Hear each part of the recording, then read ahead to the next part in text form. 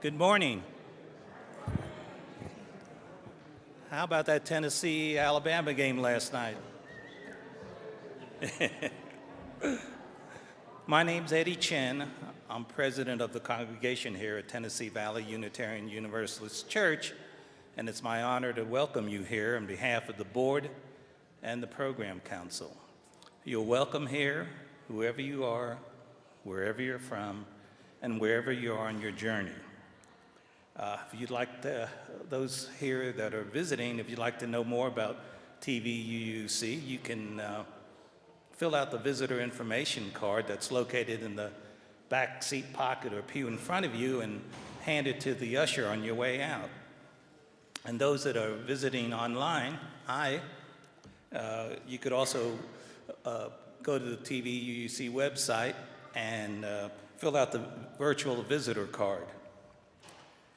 As we move forward together, please remember that we're each other's keepers. If you or your family are interested in programs for youth, children, and families, please visit our religious exploration table located in the lobby. I believe Miriam's out there today, and she can answer any questions you want. The church website also has updated information about this year's programs and events, as well as resources for the families. And now we get to announcements. Ted, you here? Okay, you can go first.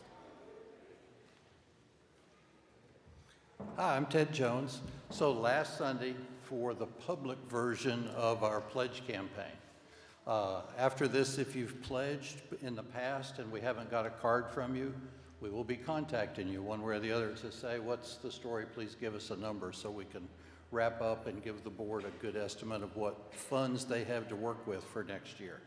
So if you've not already, fill out a card, go online, go to Realm. If you need help, ask one of us. We'll be happy to do that. Today, we are pleased to give you a lunch after this service. I would encourage you also to fill out one of these yellow pieces of paper, the history quiz. If you remember, the correct answer is the last one and all multiple choice items. If you have, okay, so just circle the last one. Turn that in with your name, and you're eligible for one of 6 prizes that are pretty nice, actually. So do that. Don't have to be present to win. So fill one of these out and join us for lunch after the service. Thank you. Thank you, Ted. And now we have Barbara Taylor.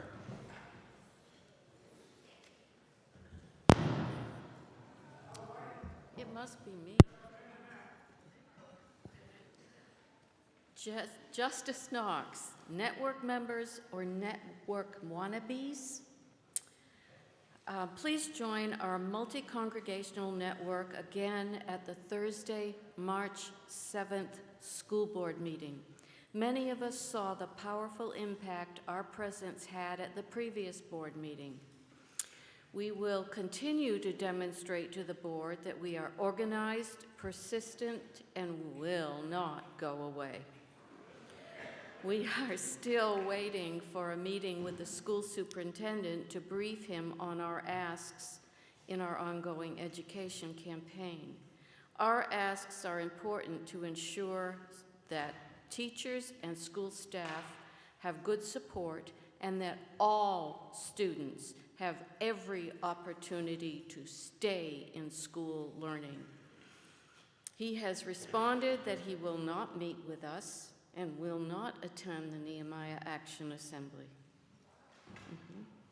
So this Thursday at 4:30, we will meet at the Market Square Pavilion, and then the location, we will head over to the school board meeting as a group. The location of the school board meeting is the Summer Place Boardroom at 500 West Summit Hill Drive, but the entrance is on Walnut Street. Come late if you want, because the public forum is towards the end of the entire meeting. Please wear something red, a scarf, a hat, a shirt, a sweater.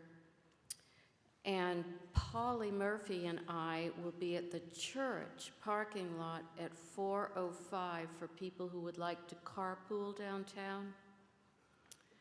So please know also that bags will be searched, so bring small ones. Please join us if you can, whether or not you are an official Justice Knox Network member from our church. Thank you so much.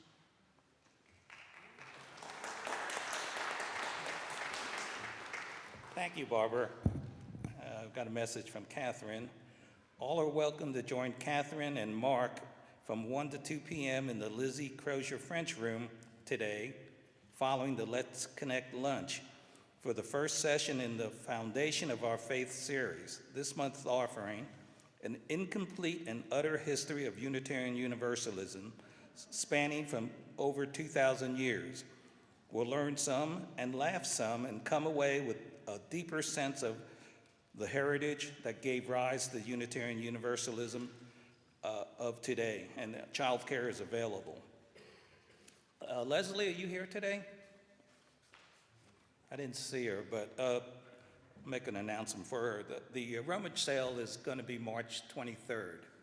We'll begin taking stuff after the service on March 17th. And then one last thing. Last week we had our congregational meeting, and it was about approving proposed bylaw changes that we felt that would benefit the church going forward into the future. And bylaw votes are a little bit different than the other votes that normally the congregation votes on. Normally, it's just you have to get over 50% to pass something. But bylaws, you have to get a 2/3 vote, which is 66.7% on there. We had almost 93% of the members that attended vote. So it was pretty gratifying that so many people thought we were heading in the right direction. If you did not attend the meeting on last week, you can access a summary of the bylaw changes and meeting presentation from the homepage of the church website. Just a reminder also, this is just the beginning, and there is a lot more work to be done going forward. And let's see. Please join us for our luncheon after the service, and now please silence your electronic devices as we enter into worship.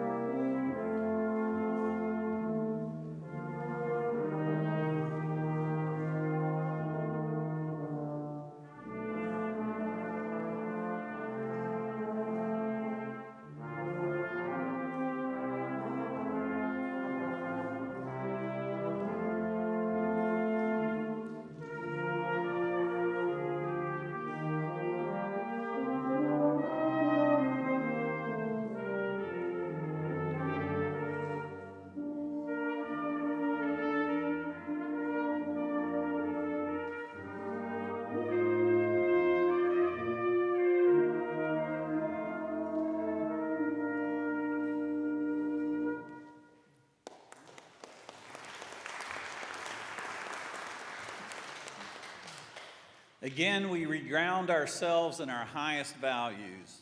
Love is the center and the foundation of this faith. Love is the power that holds us together as a community. As we enter into worship, then let us open up our hearts to the healing power of liberating love, because love is not only something we receive, but something we practice in community. Let fall away all that might distract us from the wholehearted practice of love. Let us be accountable to one another for doing the work of living our shared values through the spiritual discipline of love. As we continue to listen and learn, to act and grow, may each unfold in wholeness, both deeply loving and truly loved. Come, let us worship together.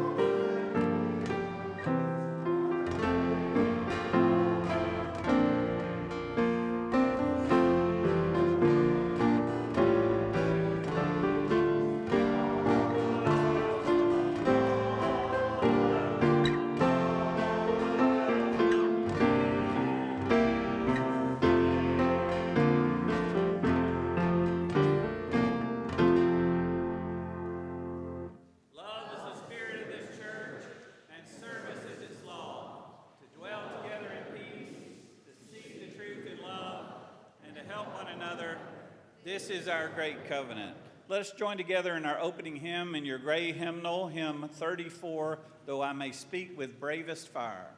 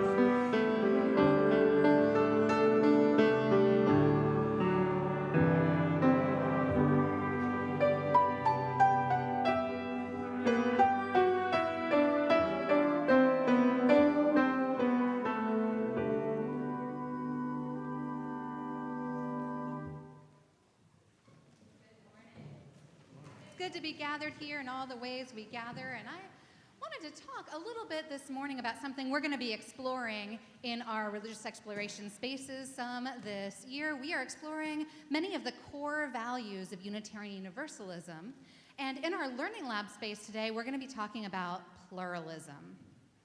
I wanted us to to begin to think about pluralism a little bit in the service this morning because I think it connects really well with the theme of our service for this morning too.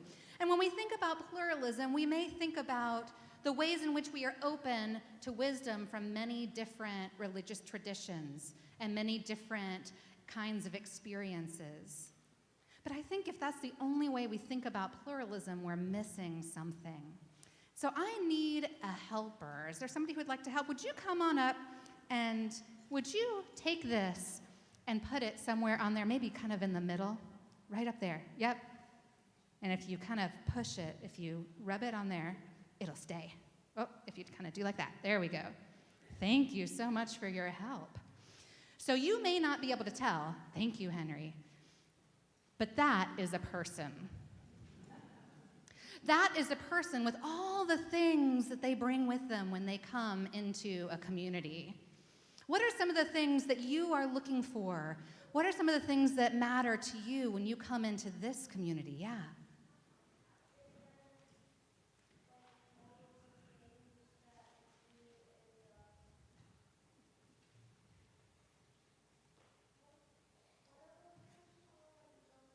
In our religious exploration spaces? Yeah, so it matters all the things we do in the spaces that we're part of. Yeah. What else? What are some of the things that are meaningful for you when you come to this community? Anyone? Music. Is music meaningful for some of us? Maybe many, many of us? What else do we come here for? Fellowship, I heard. I heard other voices. What else? Hugs. Some of us are huggers. Some of us are not huggers, right? So I need another helper. Would you come up and put one more up? So if the circle that's on there were me, and this were somebody else, so if this were what I'm looking for, what's really meaningful to me, how much do you think another person's, what they're looking for in community overlaps with mine? What do you think?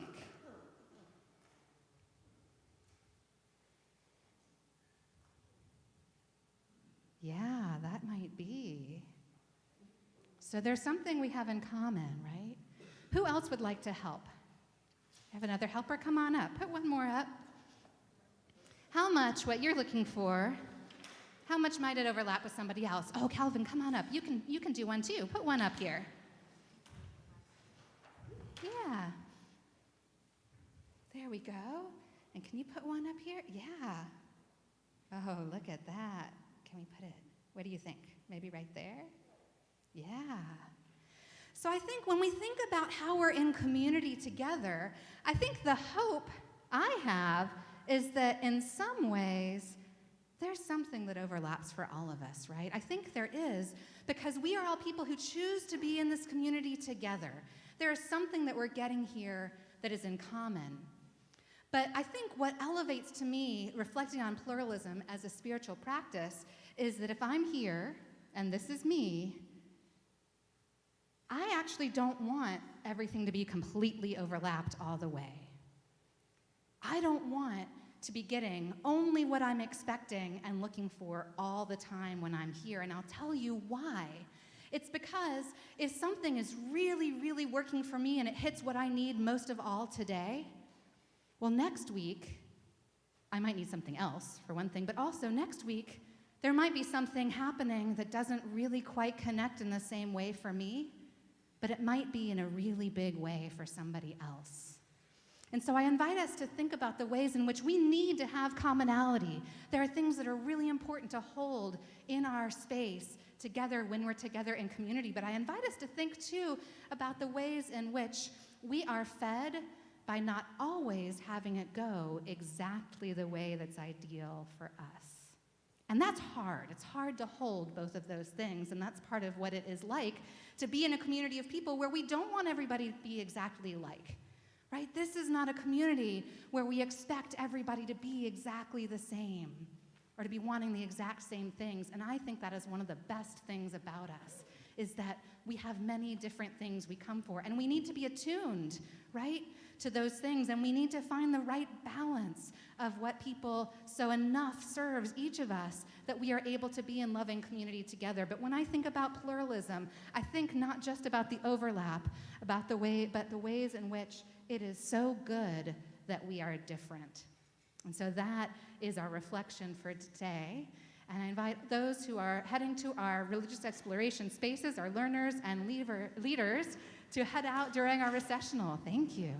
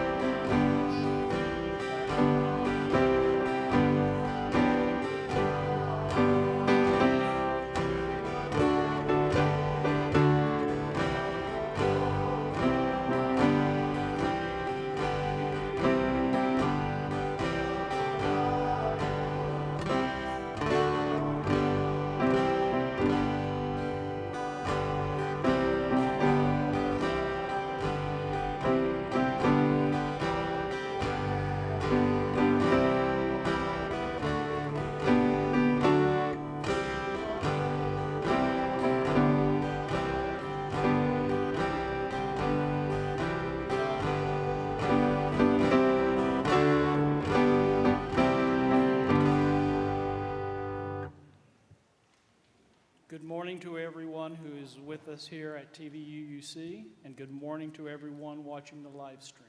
Welcome. Our thoughts and prayers are with Herb Nachman, who has entered into hospice care at the Courtyards in Oak Ridge. Herb was a member of TVUUC and helped our congregation to launch a new congregation, the Foothills Unitarian Universalist Fellowship in Blount County, where he is a member today. I had the pleasure of getting to know Herb and Mary back all those years ago when Susan and I were attending at Foothills Fellowship. Godspeed, Herb. Terry Uselton's younger sister, Judy, passed away earlier this week in Nashville. She was a very giving person who was the caregiver for their parents during their last 4 years, all the while dealing with her own health issues. Fortunately, Terry was able to be by Judy's side in her final hours. Terry, we are sorry for your loss. We also support Faye Joyce following her recent cancer diagnosis, and we will continue to support Faye going forward. Good morning, Faye. Glad you're here. And our favorite photographer, Karen Krogh, is sad to share that her longtime friend and neighbor, Maggie, passed away unexpectedly this past week. Karen is grateful that she was in town and was available to help the family in their time of loss. This morning, we give voice to these concerns. And for all those joys or concerns that are unspoken, we send you love and we hold you up to the light.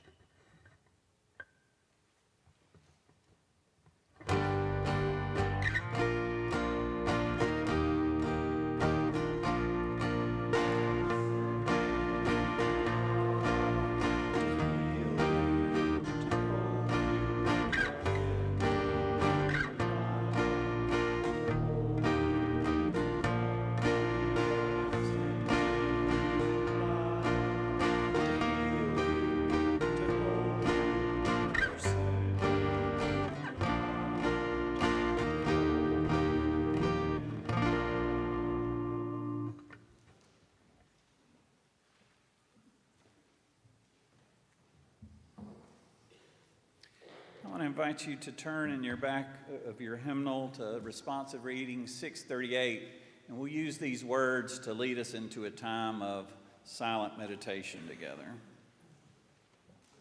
I'll say the words in bold and you'll say the words in italics. I invite you to do so. If I speak in the tongues of mortals and angels but do not have love, I am a noisy gong or clanging cymbal.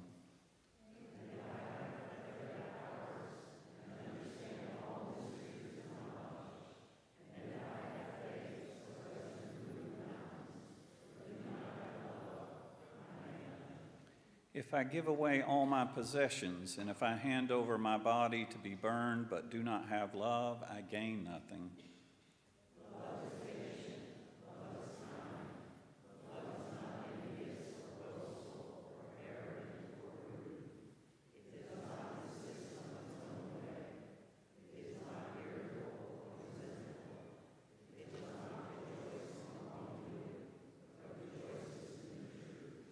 It bears all things, believes all things, hopes all things, endures all things. Love never ends. Prophecies will come to an end. Tongues will cease. Knowledge will come to an end. We know in part, we prophesy in part, but when the complete comes, the partial will come to an end.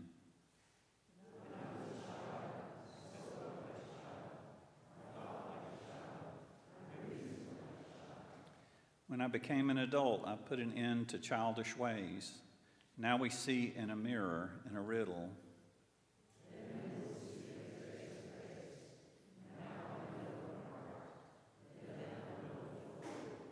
Now faith, hope, and love abide, these three, and the greatest of these is love. Let us enter into a time of silent worship and center our lives in that deep love.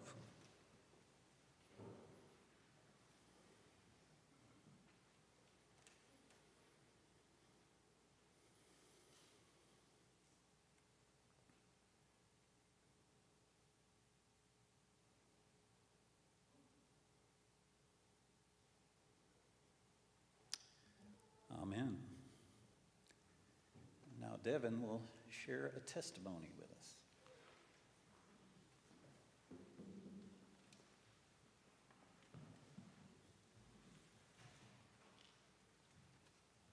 Hello. For those of you who do not know me, I'm Devin Miller. I have been going to TVUC for 8 years now, and I'm currently on the board of representatives as the youth representative. I started attending Tennessee Valley Unitarian Universalist Church when my half-sister Audrey joined our family. Her mother always wanted her to have church in her life, and we felt that this was the most appropriate church for our family given our beliefs and values. I have basically grown up in this church, and I'm very grateful for that. Before attending this church, my only experience with the Unitarian Universalist faith was when I attended my friend's mother's wedding to her new stepmother. I feel that TVUC is important to our community because it is welcoming and accepting of all types of people. I love the way our church supports the community through things like its food pantry. For me personally, as an introvert, this church has helped me to get out of my comfort zone. During lockdown, the church's virtual youth group helped me to socialize and not revert to being antisocial. It has also taught me perseverance and got me into roles of responsibility like the youth representative on the board. During my time here, I have been able to identify my personal beliefs, and I have been shown how I can take action on them and make a real difference. I am grateful for all the groups that this church has introduced me to. I regularly attend Sci-Fi Club. I am a part of the D&D group and the high school youth group. While I was homeschooled, I regularly went to laughter lunches, and I love going to the vegetarian potluck every month. Most importantly, what I have to say today is that I have grown so much within this church, and hopefully it can be a place of growth for everyone.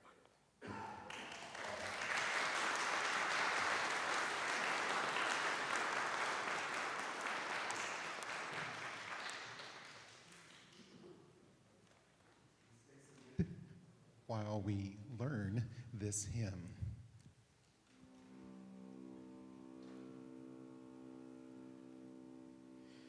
We are here now listening to a drone, which may challenge many of our conventional ideas of music. To make this a living musical experience, we need to accept change and discomfort.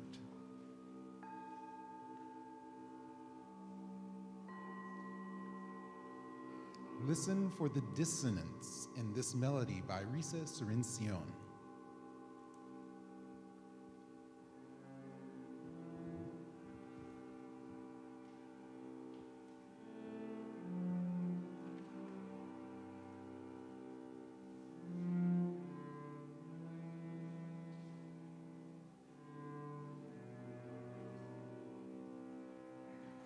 we allow this dissonance because the change between tension and release feels like the experience of being. Risa Sorencion is a certified music practitioner who writes and sings songs like this at the hospital bedside of people facing what may be the greatest and last struggle of their lives. Be here now, accepting and allowing the discomfort and peace within your own experience.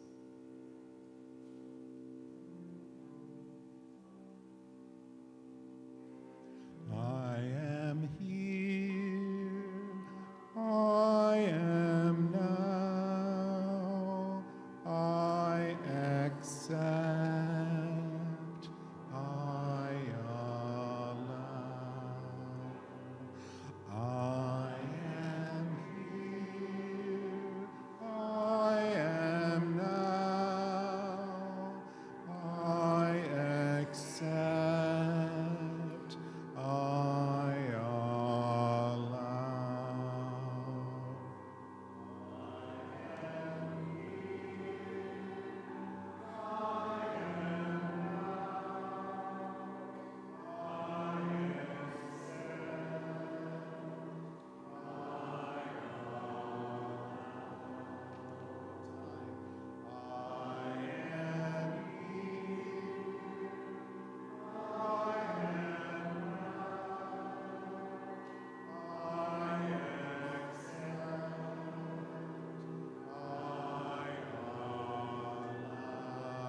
Now humming.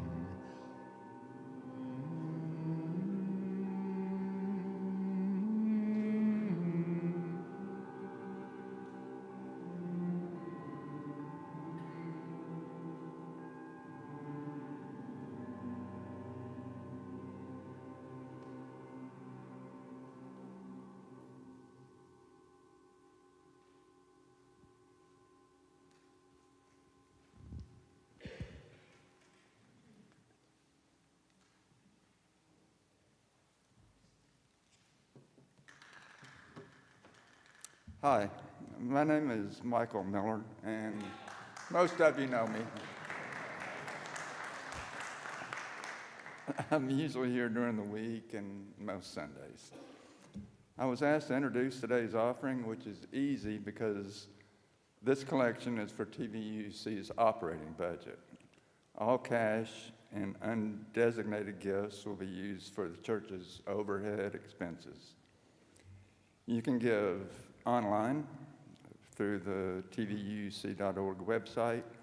Choose Give Today up in the upper right corner, and the Generosity Sunday tab or fund is what you want to use.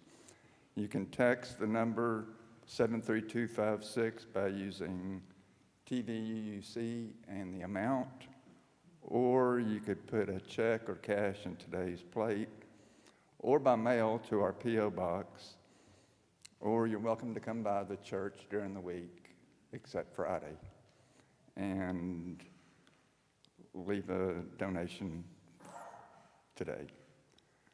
Thank you so much for your generosity.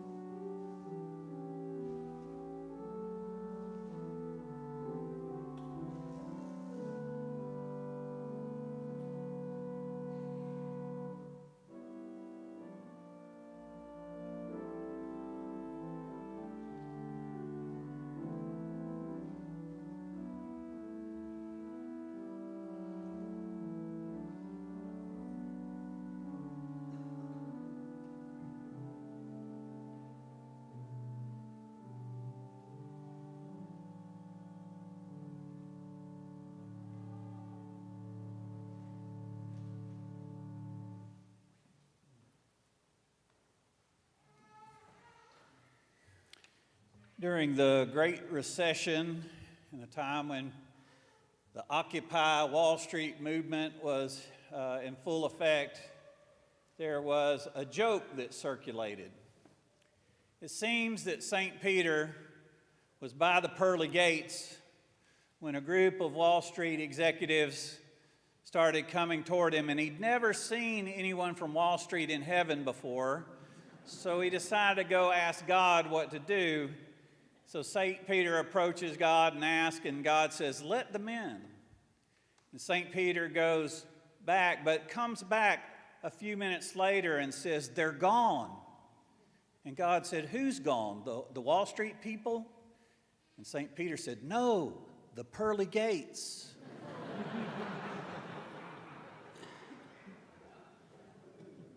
This morning I want to talk about the intersection of religion and the marketplace, ethics and the economy. To borrow some language from our Unitarian and Universalist forebears who were involved in the Transcendentalist movement, I want to talk about the difference between the transactional and the transcendental. Now, when I lived in another town, I was talking with a real estate agent who said to me, perhaps in the spirit of confession, the agent said to me, "Chris, I'm really a Unitarian, but I go to the Episcopal Church because that's where all the good real estate deals go down." Now, before I say anything, I should mention my father was an Episcopal minister, my brother is an Episcopal minister, my uncle is an Episcopal minister, so I know lots of Episcopalians who go to the church for the right reasons. But it's also that people go sometimes to church for transactional reasons. I've met some people who go to church for Mass and others who go for marketing. The Apostle Paul declared, "The love of money is the root of all evil." And Jesus taught, "No one can serve two masters. Either you will hate the one and love the other, or you will be devoted to the one and despise the other. You cannot serve both God and money." These are scriptures you will not hear very often at the Chamber of Commerce meeting or some prayer breakfasts. These teachings are unambiguously clear, although they create complications for all of us who live and move and have our being in this economy we live in. And yet, American religion exists within the context of a fast-paced, market-driven economy. And while we might hope that it would be religion that would influence the marketplace, all too often it's the other way around. The marketplace influences religion. Sometimes I feel like America has just enough religion. Sometimes I feel like America has just enough religion to lubricate the wheels of capitalism. Not enough religion to provide universal health care to everyone who might need it. Not enough religion to provide a living wage to everyone working hard full time. Not enough religion to provide food for all the hungry or shelter for all the homeless. But just enough religion to allow us to make business contracts with each other. Just enough to hold together the market economy. Now, Joseph Campbell, who's done so much to educate us about the power of myth, says that you can tell a lot about where the power is in the culture by how tall the buildings are. And if you approach a medieval town, if you did so in that time, you would notice that the cathedral was the tallest building in the city.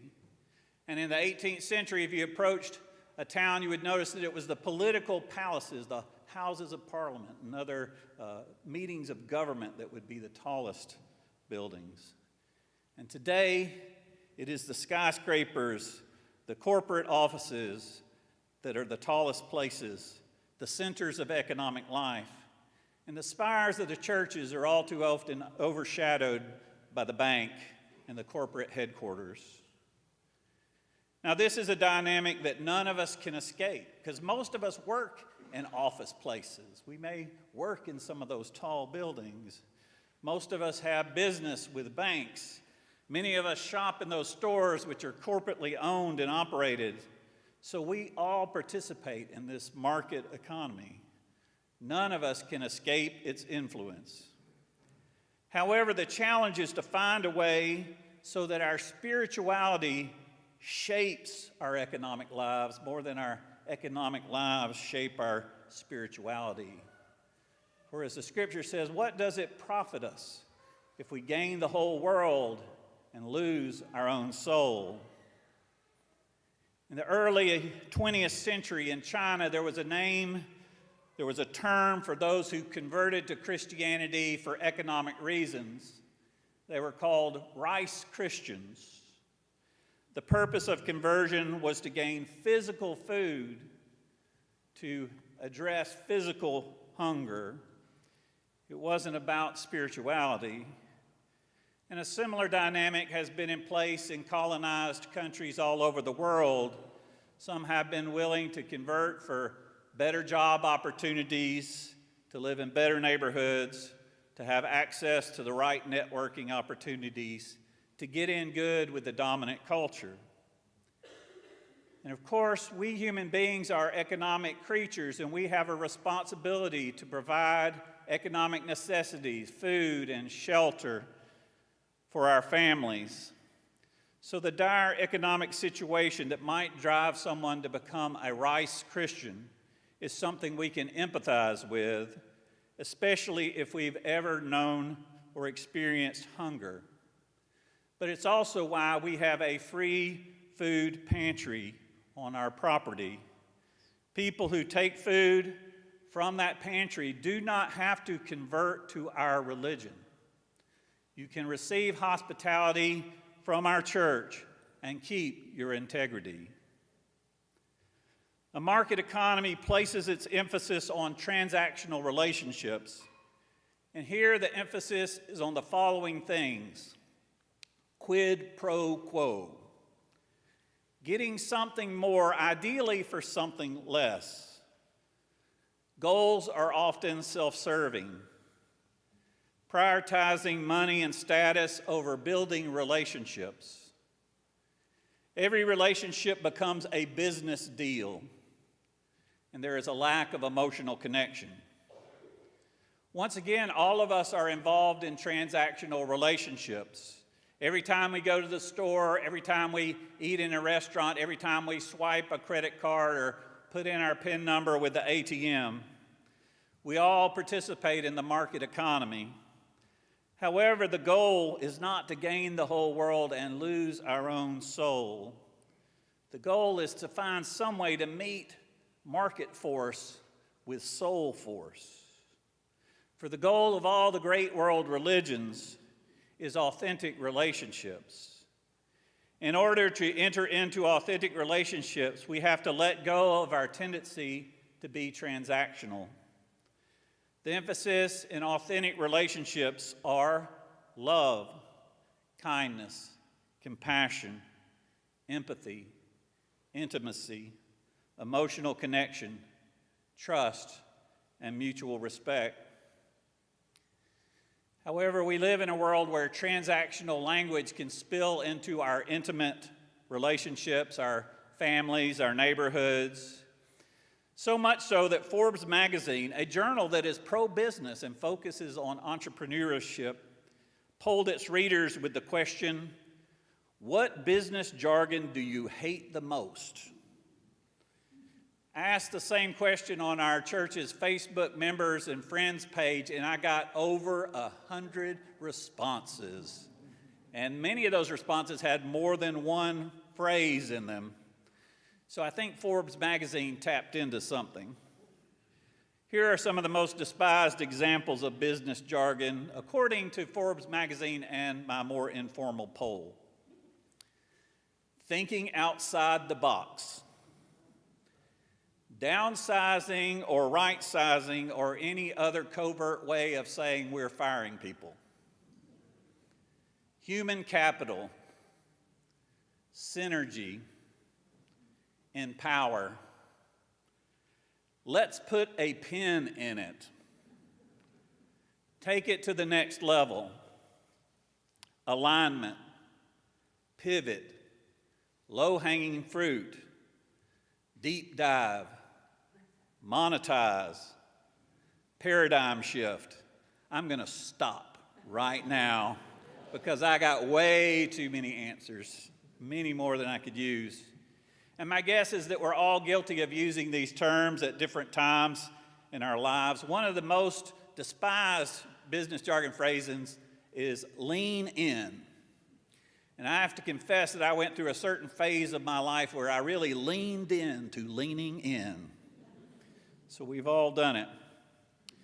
The negative reaction to business jargon can be so intense you can actually buy a computer program that will eliminate all business jargon from your emails and office communications.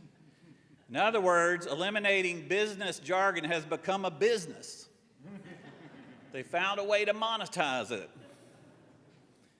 Another troubling insight for many of us is that business studies confirm that people have a strong negative reaction to all acronyms, whether it be CYA or TYT, and I think that gives us pause and reason to be concerned, all of us who go to TVUUC.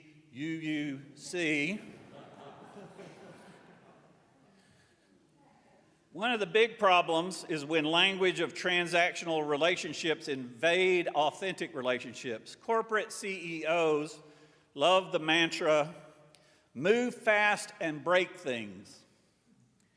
Try that in your marriage.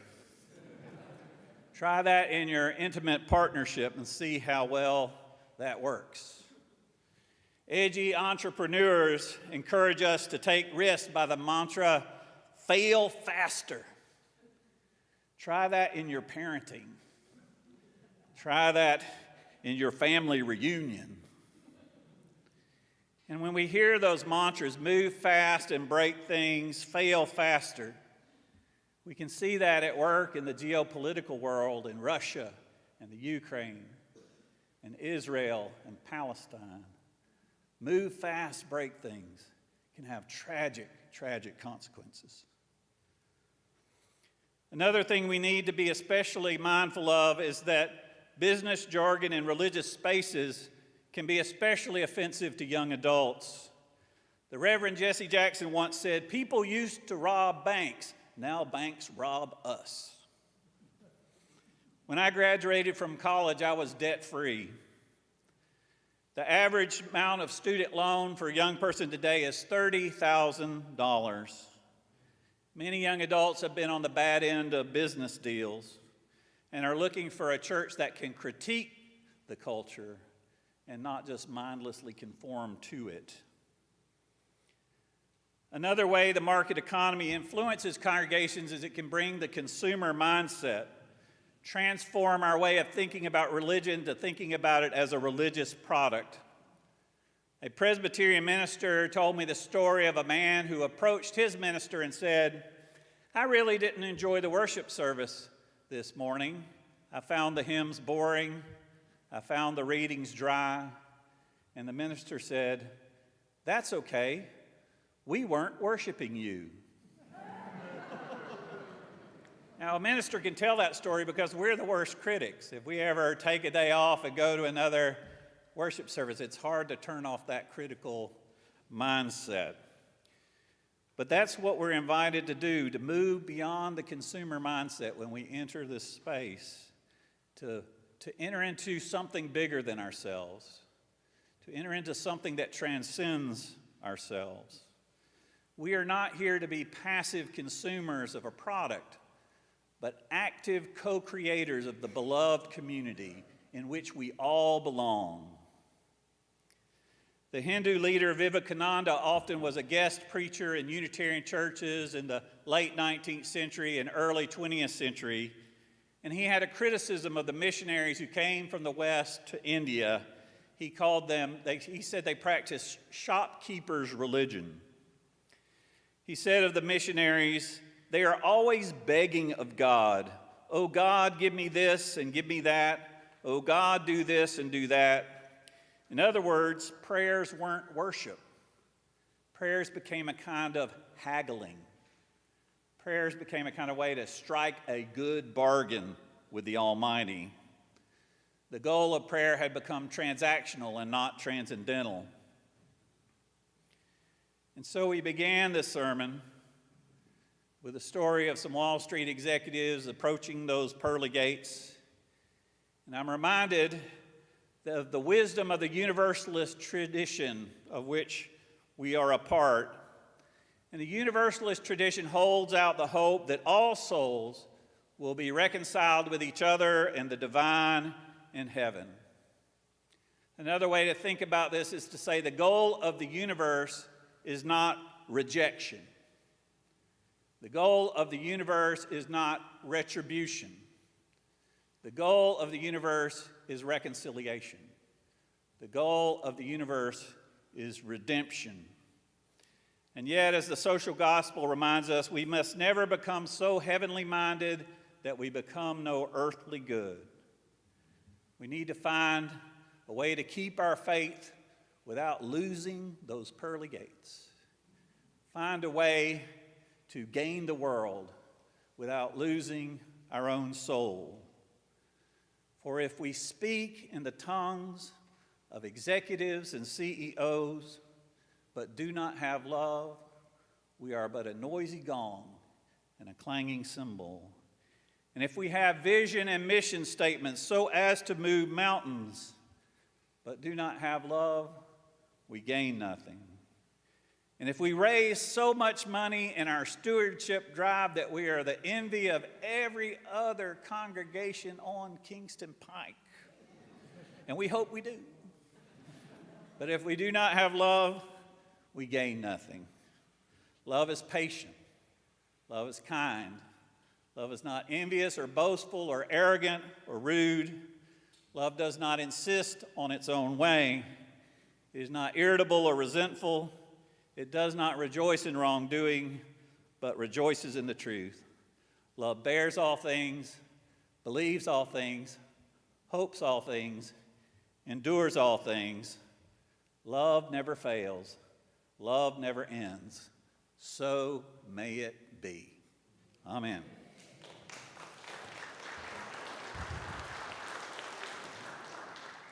I invite you to join in our closing hymn. I'm going to be making a way toward the back. Anybody with mobility issues, we're having a special reception and lunch. Anybody with mobility issues who wants to join me either there or by that door, you can use this as a chance to move toward the door in this closing hymn. It's 203 in the gray hymnal, All Creatures of the Earth and Sky, verses 1 through 3.